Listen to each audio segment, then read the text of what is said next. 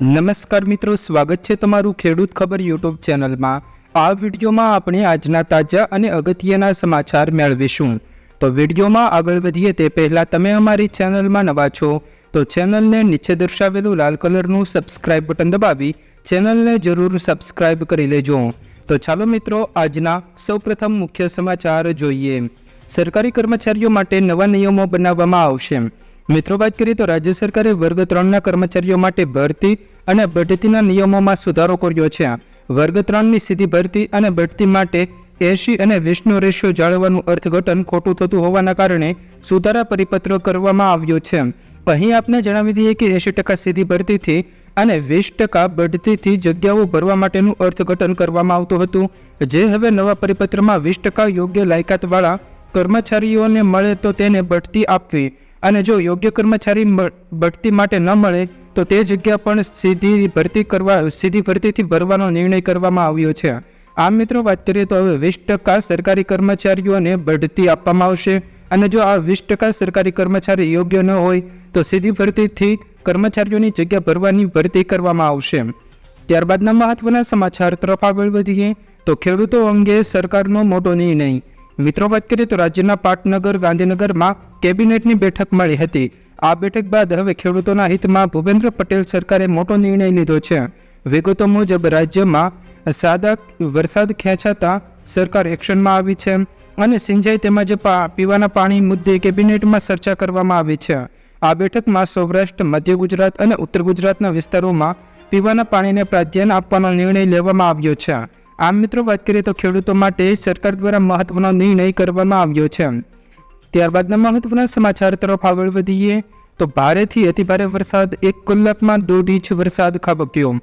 મિત્રો, વાત કરીએ તો દક્ષિણ ગુજરાતમાં વરસાદી રમઝટ બોલાવી હતી। વલસાડમાં ગત રાત્રે ભારે પવન સાથે ધોધમાર વરસાદ પડ્યો હતો। ભારે પવનને કારણે વીજપોલ ધરાશાયી થયા હતા। શહેરમાં 1 કલાકમાં 1.38 ઇંચ વરસાદ ખાબકતા રસ્તાઓ પાણીમાં ફેરવાઈ ગયા હતા। આજે વહેલી સવારથી જ વરસાદ શરૂ થઈ ગયો હતો।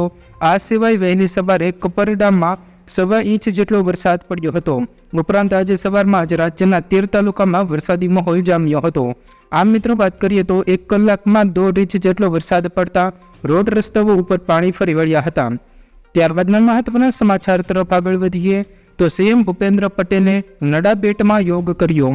મિત્રો, વાત કરીએ તો બનાસકાંઠાના નડાબેટ ખાતે રાજ્યકક્ષાના આંતરરાષ્ટ્રીય યોગ દિવસની ઉજવણી થઈ રહી છે, જેમાં રાજ્યના મુખ્યમંત્રી ભૂપેન્દ્ર પટેલ પણ હાજર રહ્યા હતા।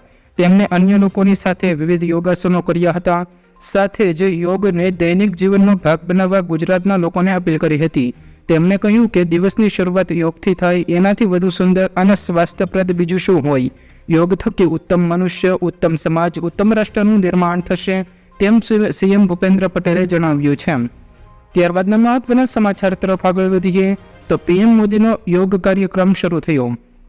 મિત્રો, વાત કરીએ તો આજે આંતરરાષ્ટ્રીય યોગ દિવસ પર વડાપ્રધાન નરેન્દ્ર મોદી કાશ્મીરમાં છે। તેમણે કાર્યક્રમને સંબોધિત કરતા કહ્યું કે મને કાશ્મીર આવવાનું સૌભાગ્ય મળ્યું છે। યોગથી આપણને જે શક્તિ મળે છે તે હું શ્રીનગરમાં અનુભવી રહ્યો છું। હું કાશ્મીરની ધરતી પરથી યોગ દિવસ પર દેશના તમામ લોકોને અને વિશ્વના ખૂણે ખૂણે યોગ કરી રહેલા લોકોને અભિનંદન આપું છું। આંતરરાષ્ટ્રીય યોગ દિવસે 10 વર્ષની ઐતિહાસિક યાત્રા પૂરી કરી છે। આ મિત્રો, વાત કરીએ તો પીએમ મોદીએ કાશ્મીર ખાતે વિશ્વ યોગ દિવસની ઉજવણી કરી હતી। ત્યારબાદના મહત્વના સમાચાર તરફ આગળ વધીએ તો ટીમ ઇન્ડિયાએ અફઘાનિસ્તાનને ઓલ આઉટ કર્યું, ભારતની શાનદાર વિજય થઈ। મિત્રો, વાત કરીએ તો T20 વર્લ્ડ કપમાં સુપર 8ની ત્રીજી મેચ ભારત અને અફઘાનિસ્તાન વચ્ચે રમાઈ હતી, જેમાં ભારતે પહેલા બેટિંગ કરતા અફઘાનિસ્તાનને 182 રનનો ટાર્ગેટ આપ્યો હતો। ત્યારે એકતરફી આ મેચ ભારત 47 રનથી જીતી ગયું હતું। અફઘાનિસ્તાનની ટીમ 134 રનમાં ઓલ આઉટ થઈ હતી। ભારત તરફથી બોલિંગમાં અર્શદીપ સિંહ અને બુમરાહે 3 વિકેટ ઝડપી હતી, જ્યારે કુલદીપ યાદવે પણ 2 વિકેટ લીધી હતી। આમ મિત્રો, વાત કરીએ તો ભારતની શાનદાર જીત થઈ છે। ત્યારબાદના મહત્વના સમાચાર તરફ આગળ વધીએ ગુજરાતમાં આવ્યો ભૂકંપનો આંચકો। મિત્રો, વાત કરીએ તો ગુજરાતમાં પાલિતાણા પાસે ભૂકંપના આંચકાઓ અનુભવાયા છે। ભૂકંપનો આંચકો 3.7ની તીવ્રતાનો આવ્યો હતો। ભૂકંપનું કેન્દ્ર બિંદુ પાલિતાણાના 21 કિલોમીટરના વિસ્તારમાં નોંધાયું હતું। મિત્રો વાત કરીએ તો સવારે 9:27 ભૂકંપનો આંચકો આવ્યો હતો। જાનહાનિ કે નુકસાનીના કોઈ સમાચાર મળ્યા નથી। આમ મિત્રો વાત કરીએ તો ગુજરાતના પાલિતાણામાં ભૂકંપના આંચકાઓ આવ્યા છે। ત્યારબાદના મહત્વના સમાચાર તરફ આગળ વધીએ તો આજે ભારે વરસાદ અને ઝડપી પવનની આગાહી। મિત્રો વાત કરીએ તો ગુજરાતમાં 24 જૂનથી સાર્વત્રિક વરસાદ થવાની આગાહી હવામાન વિભાગ દ્વારા વ્યક્ત કરવામાં આવી છે। જ્યારે આજે હવામાન વિભાગે આગાહી અનુસાર વિવિધ વિસ્તારોમાં વરસાદ પડશે। મિત્રો આજે 21 થી 26 તારીખ દરમિયાન વરસાદ પડશે, જેમાં વિવિધ વિસ્તારોમાં ગાજવીજ સાથે વરસાદ પડશે। 21 તારીખથી 26 જૂન વચ્ચે અમદાવાદ, વડોદરા, સુરત, રાજકોટ, જામનગર અને અમરેલી સહિતના જિલ્લાઓમાં ગાજવીજ સાથે ભારે વરસાદ પડશે। જ્યારે મિત્રો આજે સ્પેસિફિક જોઈએ તો આજે 21 જૂનના રોજ વડોદરા, સુરત, તાપી, નવસારી અને વલસાડમાં ગાજવીજ સાથે ભારેથી અતિભારે વરસાદ પડશે તેવી આગાહી હવામાન વિભાગે કરી છે। આમ મિત્રો વાત કરીએ તો આજે વિવિધ વિસ્તારોમાં ભારેથી અતિભારે વરસાદની આગાહી હવામાન વિભાગ દ્વારા કરવામાં આવી છે। ત્યારબાદના મહત્વના સમાચાર તરફ આગળ વધીએ તો કેજરીવાલનું જેલમાંથી બહાર આવવું લોકશાહીને મજબૂત કરશે। મિત્રો વાત કરીએ તો સીએમ અરવિંદ કેજરીવાલને કથિત દારૂ કૌભાંડ સંબંધિત મની લોન્ડરિંગ કેસમાં કોર્ટમાંથી જામીન મળ્યા બાદ આમ આદમી પાર્ટીના નેતાઓ ખુશ થયા છે।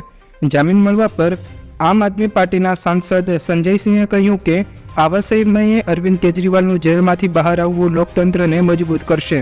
જનતા માટે આજનો દિવસ ખૂબ જ ખુશીનો રહેશે। કેજરીવાલના જામીનના સમાચાર સાંભળીને બધા જ ઉત્સાહિત થયા છે। આમ મિત્રો વાત કરીએ તો કેજરીવાલને જામીન મળતા તેઓ જેલમાંથી બહાર આવશે। ત્યારબાદના મહત્વના સમાચાર તરફ આગળ વધીએ તો વિદેશમાં યુદ્ધ રોકનારા પેપર લીક રોકી શકતા નથી તેવું રાહુલ ગાંધીનું નિવેદન।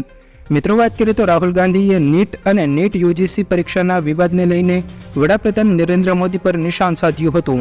તેમણે એવું કહ્યું કે એવું કહેવામાં આવી રહ્યું હતું કે મોદીજીએ રશિયા અને યુક્રેનનું યુદ્ધ અટકાવ્યું છે, પરંતુ નરેન્દ્ર મોદી પેપર લીકને રોકી શક્યા નથી અથવા તો રોકવા માંગતા નથી। પહેલાં તેમની છાતી 56 ઇંચની હતી, હવે તે 32 થી 35 ઇંચ થઈ ગઈ છે। રાહુલે સંસદમાં પણ મુદ્દો ઉઠાવવાની વાત પણ કરી છે। આ અંગે તમારું શું કહેવું છે તે કમેન્ટ કરીને જરૂર જણાવજો। આમ મિત્રો વાત કરીએ તો રાહુલ ગાંધીએ કહ્યું કે વિશ્વમાં થતા યુદ્ધને રોકનારા ભાજપની સરકારના પીએમ મોદી શું પેપર લીક નથી રોકી શકતા અથવા નથી રોકવા માંગતા તેવું નિવેદન રાહુલ ગાંધી દ્વારા કરવામાં આવ્યું છે। ત્યારબાદના મહત્વના સમાચાર તરફ આગળ વધીએ। જુલાઈ મહિનામાં બેંકોમાં રજા રહેશે। મિત્રો વાત કરીએ તો જુલાઈ મહિનામાં 10 થી વધારે દિવસો માટે બેંકોમાં રજા રહેશે। આરબીઆઈએ બેંક હોલિડેઝ અનુસાર દેશના વિવિધ રાજ્યોમાં 4 રવિવાર અને 2 શનિવાર સહિત કુલ 13 રજાઓ રહેશે। કેટલાક રાજ્યોમાં બેંક રજાઓ પણ સતત 4 દિવસ માટે છે। ગુરુ હરગોવિંદસિંહજીનો જન્મદિવસ 5મી જુલાઈએ છે, મોહરમ 17મી જુલાઈએ છે। આમ વિવિધ વિસ્તારોમાં, વિવિધ જિલ્લાઓમાં તેમજ વિવિધ રાજ્યોમાં અલગ અલગ તહેવારો નિમિત્તે રજાઓ રાખવામાં આવશે। આમ મિત્રો વાત કરીએ તો જુલાઈ મહિનામાં 13 થી વધારે દિવસો દરમિયાન બેંકોમાં રજા રહેશે। તો મિત્રો આ હતા આજના તમામ મુખ્ય સમાચાર। જો મિત્રો તમને અમારું આ વિડીયો પસંદ આવ્યો હોય તો વિડીયોને લાઈક કરો, તમારા મિત્રો સાથે શેર કરો અને અમારી ચેનલને હજુ સુધી સબસ્ક્રાઈબ ન કરી હોય તો ચેનલને જરૂર સબસ્ક્રાઈબ કરી લેજો, જેથી તમને અમારા રોજના તાજા અને અગત્યના સમાચાર સૌપ્રથમ મળી શકે।